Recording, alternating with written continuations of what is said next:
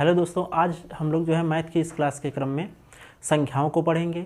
फिर संख्याएं जो उनकी विशेषताएं होती हैं उनके आधार पर जो उनका नामकरण किया गया है, जैसे प्राकृतिक संख्याएं क्या होती हैं, पूर्ण संख्याएं क्या होती हैं, पूर्णांक क्या होता है, इन सब के बारे में भी जानेंगे। ठीक है, तो चलो आइए शुरू करते हैं हम लोग। संख्याएँ क्या होती हैं? सबसे पहली बात आती है कि संख्याएँ क्या होती हैं। तो जिससे हमें ये पता चलता है कि कोई वस्तु कितनी है तो उसे क्या बोलेंगे? संख्या बोलेंगे। जैसे जिससे यह ज्ञात होता है वस्तुएं कितनी हैं या कितनी वस्तुएं हैं। जैसे यहाँ पर हम लोग एक उदाहरण लेते हैं, जैसे ये गेंद बनी है। ठीक है, अब ये कितनी गेंद है? 1 2 3 4 5। तो जो 5 है यही क्या है? संख्या है। तो 5 क्या है? संख्या।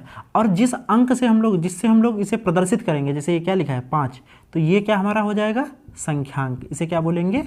संख्यांक, मतलब संख्या का अंक। ठीक है, तो जिससे पता चले कि वस्तुएं कितनी हैं वो संख्या हो गई, और जिससे हम लोग प्रदर्शित करें वो क्या हो जाएगा? हमारा संख्यांक हो जाएगा, नंबर हो जाएगा। फिर इसके बाद हम आता है जैसे प्राकृतिक संख्याएं। प्राकृतिक संख्याएं हम लोग किन्हें कहते हैं? प्राकृतिक संख्याएं। प्राकृतिक संख्याओं को हम लोग नेचुरल नंबर्स बोलते हैं, इंग्लिश में नेचुरल नंबर्स। प्राकृतिक संख्याएं वो होती हैं जो हम लोग गिनती में यूज करते हैं, काउंटिंग्स में यूज करते हैं। जैसे 1 2 3 4 5, ये सब क्या है? प्राकृतिक संख्याएं हैं। अब उदाहरण अगर हम इसका देखें तो क्या हो जाएगा हमारा? 1 2 3 4 5, इसी तरीके से आगे तक ये सारी क्या है? हमारी प्राकृतिक संख्याएं हैं। अगर हम इसे समुच्चय के रूप में लिखना चाहें, जो कि हम लोगों ने पीछे पढ़ा है अन्य क्लासों में, तो अगर समुच्चय के रूप में लिखना चाहें तो हम लोग क्या करेंगे? यहाँ पर नेचुरल नंबर्स को, यहाँ कैपिटल N होता है नेचुरल में, तो कैपिटल N से हम लोग प्रदर्शित करेंगे, और ये हम लोग मंझले ब्रैकेट में 1 2 3 4, इस तरीके से ये क्या हो गया? हमारा नेचुरल नंबर का समूह हो गया। ठीक है, बस हमें ये याद रखना है कि जो 1 2 3 4 5 6 7 जो हम लोग गिनती में यूज करते हैं उन्हें क्या बोलते हैं? प्राकृतिक संख्या। उसके बाद हम आती है पूर्ण संख्या। जो पूर्ण संख्याएं होती हैं वो भी पूर्ण संख्याएं। पूर्ण संख्याओं को हम लोग इंग्लिश में होल नंबर्स बोलते हैं, होल नंबर्स बोलते हैं। जो पूर्ण संख्याएं होती हैं वो प्राकृतिक संख्याएं ही होती हैं, बस उसमें जीरो ओवरराइड हो जाता है। जीरो पूर्ण संख्या नहीं है, लेकिन जीरो जो है प्राकृतिक संख्या नहीं है लेकिन पूर्ण संख्या है। तो यहाँ पर 0 1 2 3 4 5, इस तरीके से, मतलब ये तो प्राकृतिक संख्याएं हो गई। इसमें अगर हम जीरो को और अगर शामिल कर लें तो ये हमारी क्या हो जाएंगी? पूर्ण संख्याएं हो जाएंगी। तो जीरो जो है एक पूर्ण संख्या है लेकिन प्राकृतिक संख्या नहीं है। अगर हम इसे समुच्चय के रूप में लिखना चाहें तो होल नंबर्स होता है, तो W से इसे रिप्रेजेंट करेंगे। यहाँ पर 0 1 2 3 4 5, इस तरीके से हम लोग लिख सकते हैं इसे। ये क्या हो गया? हमारा पूर्ण संख्या है। तो प्राकृतिक संख्याएं 1 से शुरू होती हैं और पूर्ण संख्याएं 0 से ही शुरू हो जाती हैं। ठीक है, उसके बाद आता है हम लोगों का पूर्णांक। पूर्णांक को हम लोग इंग्लिश में इंटीजर बोलते हैं। क्या बोलते हैं? इंटीजर बोलते हैं, इंटीजर्स बोलते हैं। अब जैसा कि पूर्णांक लिखा है, पूर्णांक का अगर हम लोग शाब्दिक अर्थ देखें तो इसका निकलता है पूर्ण अंक। पूर्ण प्लस अंक मतलब पूरा अंक। अब जैसे यहाँ पे लिखा है 5, तो ये क्या है? पूर्णांक है। लेकिन अगर इसे लिखा हो 5/2 तो ये पूर्णांक नहीं है एक तरीके से। ठीक है, तो यहाँ पर पूर्णांक कितने प्रकार के होते हैं? 3 प्रकार के होते हैं। एक इसमें धन पूर्णांक, ऋण पूर्णांक तथा शून्य पूर्णांक। तो अगर हम इसे लिखना चाहें तो देखो ये शून्य हो गया। इधर जब हम बढ़ेंगे तो 1 2 3 4 5 6, और बाकी इधर आएंगे जब हम लोग तो -1 -2 -3 -4 एंड सो ऑन। तो ये क्या है? पूर्णांक। ये वाले जो हो जाएंगे हमारे धनात्मक पूर्णांक हो जाएगा, इधर वाले ऋणात्मक, ये वाले धनात्मक पूर्णांक, ये ऋणात्मक पूर्णांक, और ये क्या होगा? हमारा शून्य पूर्णांक हो जाएगा। ठीक है, अगर हम इसे समुच्चय के रूप में प्रदर्शित करना चाहें तो क्या हो जाएगा? हमारा इंटीजर होता है तो इसलिए हम लोग I से डिनोट करते हैं, या Z से भी कभी कभी डिनोट कर देते हैं। और मंझले ब्रैकेट में 0 फिर 1 2 3 डॉट डॉट कर दो, और इधर -1 -2 -3 और इधर डॉट डॉट। तो ये क्या होगा? हमारा पूर्णांक हो गया। यहाँ पर ये वाले धनात्मक हैं तो इसे I पॉजिटिव कर दो, इसे ऋणात्मक है तो इसे I निगेटिव से डिनोट करेंगे, और यहाँ पर 0 इंटीजर। ठीक है। तो ये हमारा हो गया पूर्णांक। अगर इसे हम संख्या रेखा पर प्रदर्शित करें तो कैसे करेंगे, देखो एक रेखा हम लोगों ने खींच ली, हम लोग बीच में क्या रखेंगे 0 और इधर 1 2 3 4 5 इस तरीके से 1 2 3 4 5।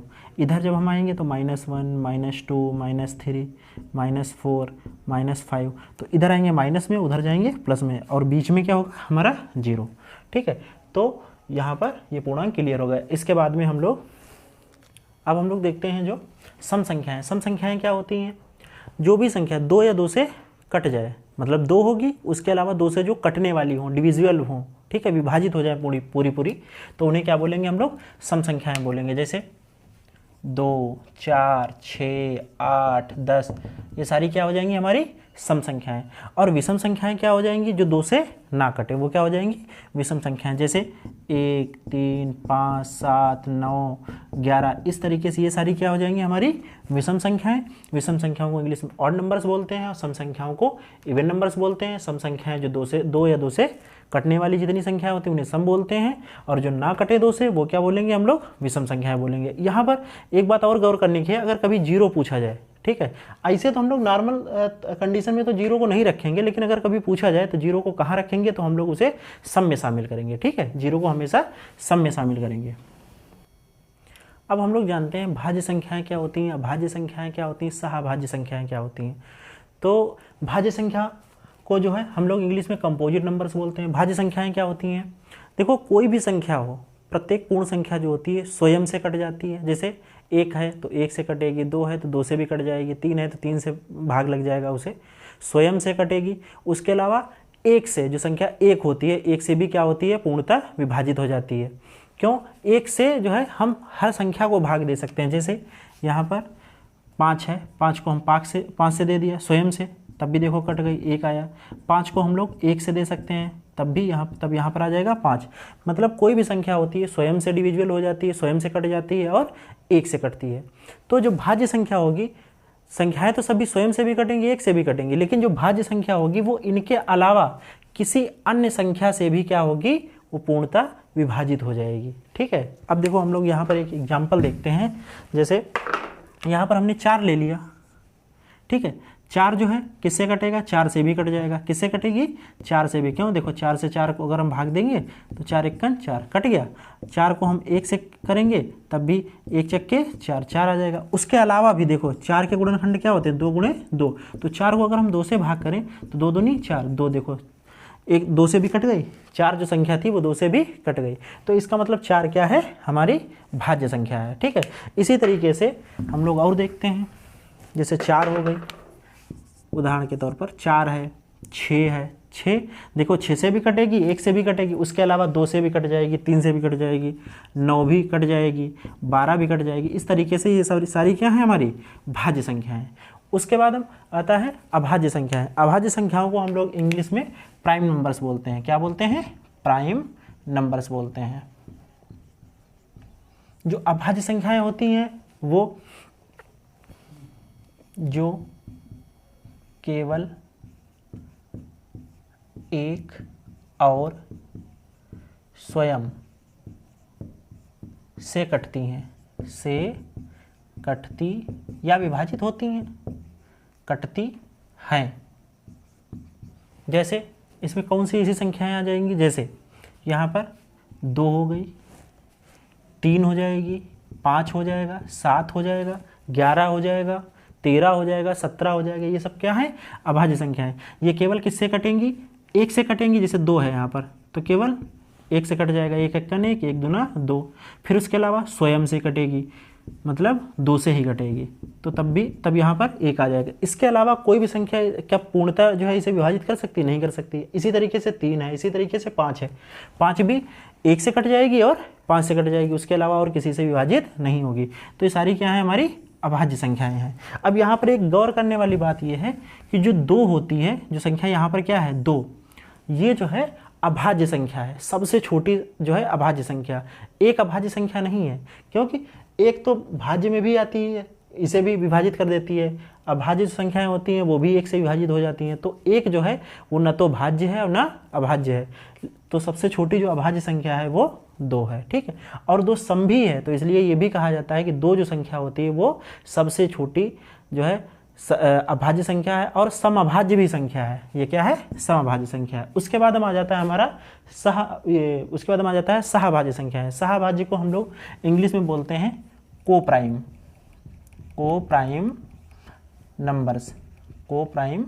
नंबर्स। अब सहअभाज्य संख्याएं कौन सी होती हैं? अब हम लोग ऐसी 2 संख्याएं जिनका संख्या 1 के अलावा कोई उभयनिष्ठ, इसे हम लोग इंग्लिश में कॉमन बोलते हैं, उभयनिष्ठ कॉमन गुणनखंड ना हो, ठीक है।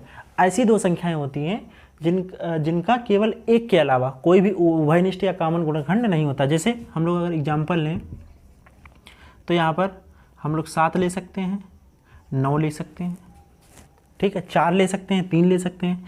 अब देखो 7 की अगर हम गुणनखंड करेंगे तो बहुत ज़्यादा 1 और 7, क्योंकि 1 जो है सबका गुणनखंड होता है तो 1 हो गया, 7 हो गया। हम अगर 9 का करना चाहें तो 9 का 1 हो जाएगा, 3 हो जाएगा और 3 3 3 9। अब देखो यहाँ पर कॉमन क्या है हमारा? केवल और केवल 1 है, और कहीं कुछ कॉमन है? नहीं है। तो इसका मतलब ये जो दोनों संख्याएं हैं ये आपस में क्या है? सहअभाज्य हैं। इसी तरीके से हम लोग 3 और 4 ले सकते हैं। क्यों? 3 का गुणनखंड 1 गुणे 3 और 4 का 1 गुणे 2 गुणे 2। अब देखो यहाँ पर भी क्या है कॉमन?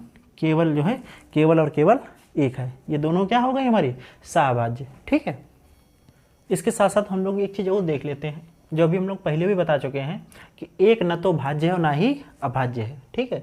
फिर दूसरा पॉइंट आता है कि 2 जो है सबसे छोटी जो है अभाज्य संख्या है, क्योंकि 1 जब शामिल नहीं है तो 2 ही होगी, तो 2 सबसे छोटी अभाज्य संख्या है। और तीसरा पॉइंट है 2 एकमात्र समअभाज्य संख्या है। 2 के अलावा जितनी भी सम संख्याएं हैं वो सभी क्या है? भाज्य। जैसे 2 के बाद हम 4 आती है, 4 क्या है? सम है, और सम है उसके साथ साथ भाज्य भी है। क्यों? 4 के गुणनखंड 2 गुणे 2, वो स्वयं से भी कटेगी, 4 से भी कटेगी, मतलब 1 से भी कटेगी और उसके अलावा 2 से भी कटेगी, इसलिए वो क्या हो जाती है? भाज्य। तो सबसे छोटी जो है एकमात्र समअभाज्य संख्या क्या हो जाएगी? हमारी 2 हो जाएगी। अब इसके बाद हम आता है हमारे परिमेय संख्याएं और अपरिमेय संख्याएं। अब परिमेय संख्याएं क्या होती हैं? जिन्हें हम लोग P/Q के रूप में व्यक्त कर सकें, ठीक है। और वहाँ पर Q कभी भी 0 नहीं होना चाहिए।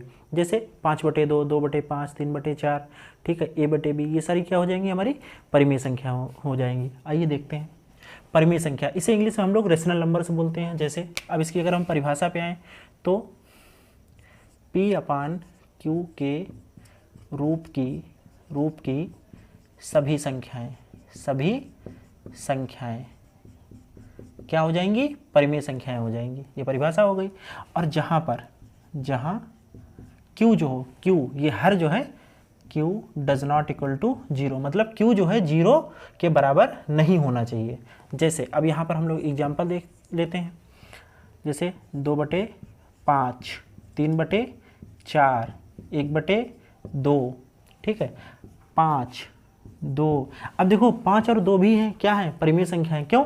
अब कोई भी संख्या होती है तो बटे में 1 से सबसे डिवाइड हो जाती है, और उसके अलावा बटे में 1 होता ही है। तो जैसे 5 है तो 5/1 भी तो लिख सकते हैं। तो ये क्या हो गया? A/B के रूप की या P/Q के रूप की हो गई। देखो ऐसे 2/1, तो ये भी क्या हो गई? हमारी परिमेय संख्या हो गई।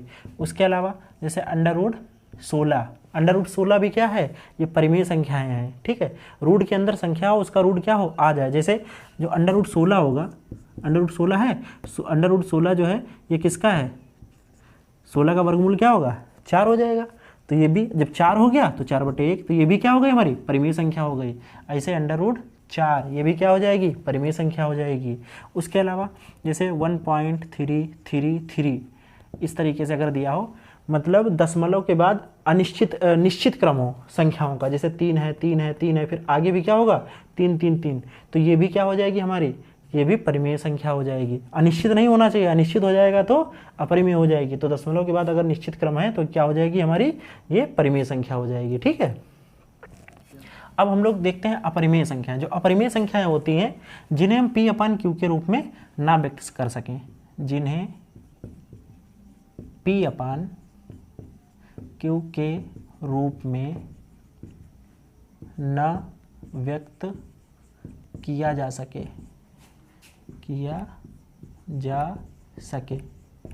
दूसरी अगर हम परिभाषा जाएं तो जो परिमेय नहीं होती वो सारी क्या हो जाती हैं, परिमेय, या जो परिमेय नहीं होती हैं वो क्या हो जाएंगी, अपरिमेय हो जाएंगी। जैसे यहाँ पर हम लोग ले लें √2, 2 का रूट आ रहा है, पूरा पूरा नहीं आ रहा है, √3, ये क्या हो जाएगी, अपरिमेय हो जाएगी।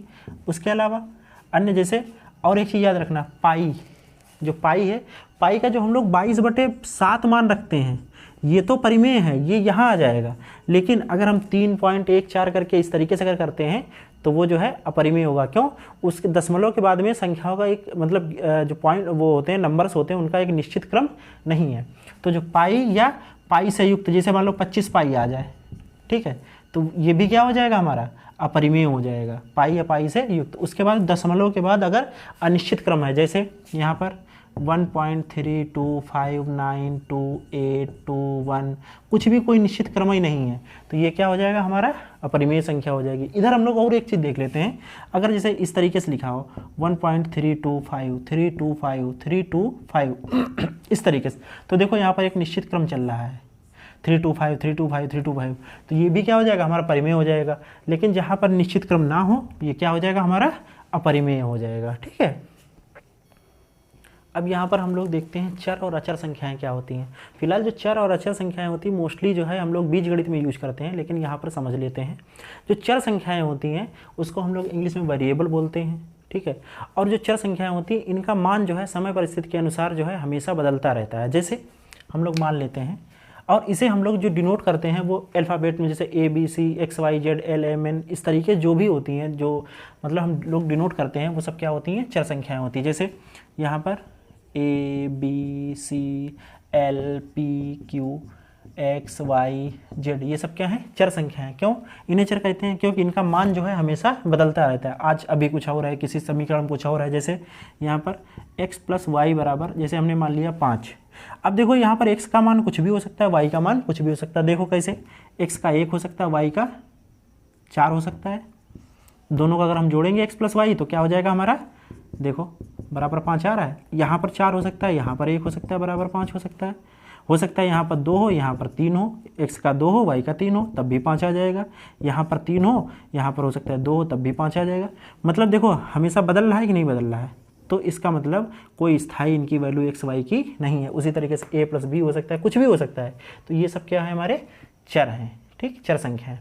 अचर में क्या होता है, ये रिमेन्स अनचेंज्ड रहती हैं, कभी भी इनका मान मोस्टली बदलता नहीं है। केवल जब हम लोग देखते हैं वो स्थानीय मान, तो वहाँ पर स्थान के अकॉर्डिंग तो बदल जाता है, लेकिन इनके जो वैल्यू होती है वो हमेशा सेम रहती है। जैसे यहाँ पर 1 हो गया, 2 हो गया, 3 हो गया, 4 हो गया। अभी अगर कोई भी पूछे, किसी भी परिस्थिति में पूछे, तो ये क्या रहेगा, 3 रहेगा, ये 4 रहेगा, ये 2 रहेगा, ये 20 है तो 20 रहेगा, 50 है तो 50 रहेगा।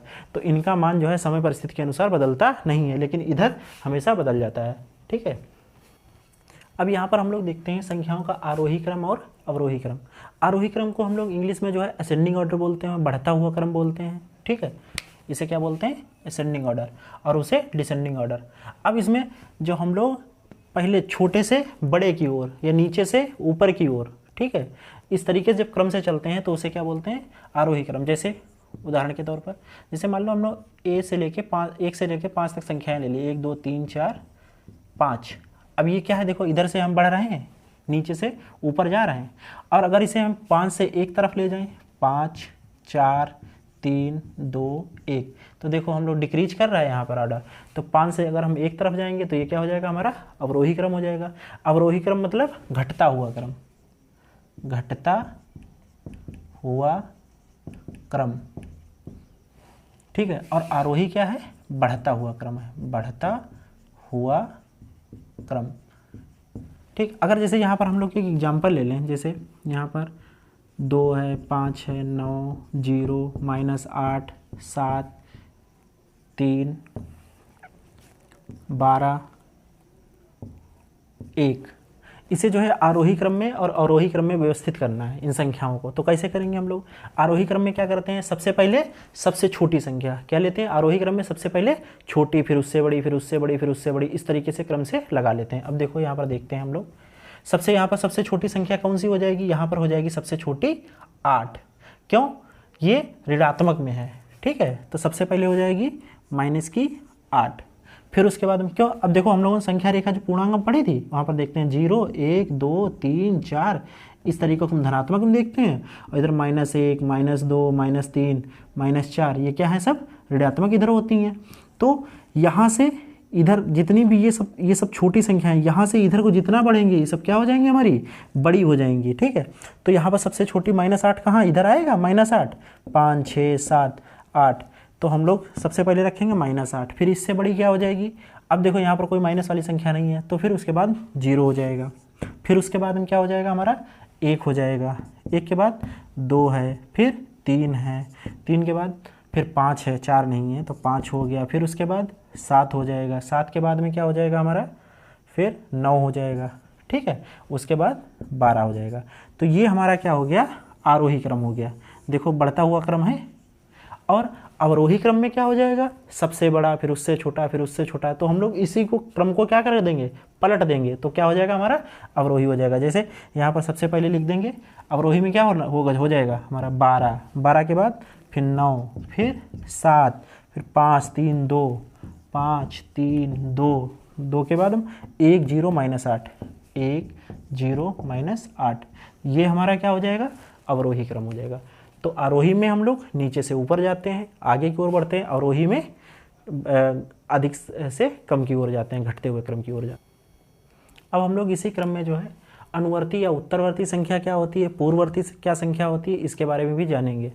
तो किसी भी संख्या की अनुवर्ती या उत्तरवर्ती संख्या वह होती है जो उसके क्रम से आगे की होती है। जैसे मतलब कोई भी संख्या दी हो, उसका जो अगला क्रम होगा, एक संख्या उसमें जोड़ देंगे, वो क्या हो जाएगी, हमारी अनुवर्ती या उत्तरवर्ती हो जाएगी। और पूर्ववर्ती में क्या हो जाएगा, उससे एक संख्या पहले की संख्या क्या हो जाएगी, पूर्ववर्ती हो जाएगी। जैसे अब उदाहरण से हम लोग समझते हैं, जैसे यहाँ पर मान लो कोई संख्या 1 दी है, तो 1 की अनुवर्ती क्या हो जाएगी, 1 में 1 जोड़ दो तो 2 हो जाएगी। अगर 10 की पूछी जाए अनुवर्ती तो क्या हो जाएगी, 11 हो जाएगी। 5 की पूछी जाए तो क्या हो जाएगी, 6 हो जाएगी, ठीक है। a की पूछी जाए तो क्या हो जाएगी, a+1 हो जाएगी, ठीक है। अगर यहाँ पर -5 की पूछी जाए तब क्या हो जाएगी, -6 नहीं होगी, -5 में हम लोग क्या करेंगे, 1 जोड़ेंगे। जब 1 जोड़ेंगे तो ये प्लस का, ये माइनस का, तो कितना हो जाएगा, -4, ठीक है। हम लोग इसे संख्या रेखा पर भी देखे थे, यहाँ 0, 1, 2, 3, 1, 2, 3, 4, 5, फिर इधर -1, -2, -3, -4, -5। अब देखो अनुवर्ती क्या होती है, आगे की होती है संख्या। देखो 5 के बाद हम ये आ रही है आगे की -4, तो यही देखो यहाँ निकली, ठीक है। इसी तरीके से ये अनुवर्ती हो गई। पूर्ववर्ती में क्या होती है, हम लोग 1 घटा देंगे। जैसे अगर 3 की पूर्ववर्ती पूछी जाए, पूर्ववर्ती पूछी जाए तो क्या हो जाएगा, 3 से हम लोग 1 घटा देंगे, 3 से 1 घटाएंगे तो क्या हो जाएगा, 2। ऐसे 8 की पूर्ववर्ती पूछी जाए तो 7 हो जाएगी। 9 की पूछी जाए तो 8 हो जाएगी, 1 हम लोग कम कर देंगे, ठीक। उसके बाद अगर यहाँ पर -5 की पूर्ववर्ती पूछ ली जाए, -5 की पूर्ववर्ती, तो -5 में हम लोग क्या करेंगे, -1 कर देंगे, 1 घटा देंगे तो क्या हो जाएगा, देखो -5, फिर उससे -1 होगा तो माइनस माइनस ये जुड़ जाएगा, चिन्ह माइनस का रहेगा, -1 और -5 -6, तो यहाँ पर हो जाएगा -6। अब यहाँ पर देखो ये क्या है, 5 है, इसकी पूर्ववर्ती इधर आएगी पहले तो -6, देखो आ गया। तो यहाँ पर हम लोग बस ऐसे सीधा पूछा जाता, 3 की जैसे 8 की पूर्ववर्ती संख्या बताओ, ठीक है, 3 की पूर्ववर्ती बताओ या 1 की पूर्ववर्ती बताओ, अनुवर्ती या पूर्ववर्ती बताओ। तो यहाँ पर हम बस इतना ही याद रखेंगे कि अनुवर्ती में 1 बढ़ा देते हैं और पूर्ववर्ती में 1 संख्या कम कर देते हैं। तो यहाँ तक हम लोगों ने ये संख्याओं के जो प्रगुण थे वो हम लोग पढ़े, उनका जो नामकरण होता है विशेषताओं के आधार पर वो हमने देखा।